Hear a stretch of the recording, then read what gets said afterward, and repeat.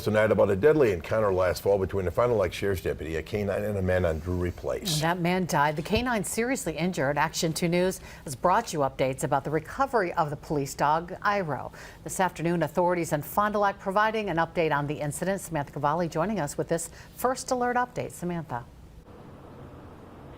Cami, Bill, just down the road here was where that news conference took place at the Fond du Lac Highway Department. We've learned from the district attorney, Eric Toney, no charges will be filed against Deputy Blaine Evans, who was on scene that night with his dog, canine Iro. We've also learned that the suspect, 33-year-old Kyle Massey, died by suicide in this incident. Now, authorities say that he shot canine Iro between 3 to 5 times near the residence in the garage, which led to a months-long recovery for the dog.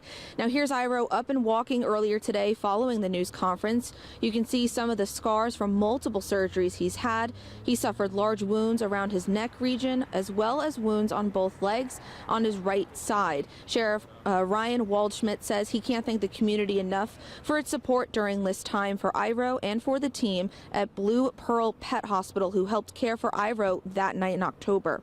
Prior to Iro's surgery, Deputy Evans is quoted saying, "You saved Dad, and we have to save you."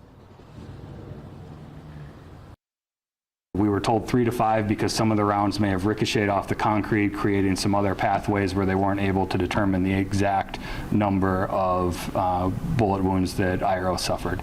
Our goal, everything remains on track, is maybe sometime later this year, Iro can return to service with Deputy Evans, both paired up in the squad car again like it was prior to October.